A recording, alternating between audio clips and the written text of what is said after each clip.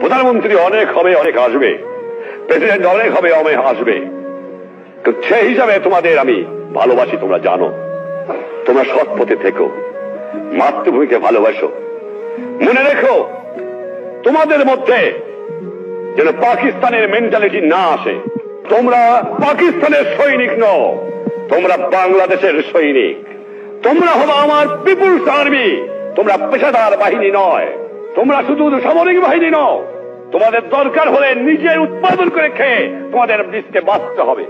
এটা হবে আমার জনগণের বাহিনী, এটা হবে পিপুলস আর্মি, এটা পাকিস্তানের পেশাদারি আর্মি হবে না। এইদিকে তোমাদের খেয়াল রাখা দরকার।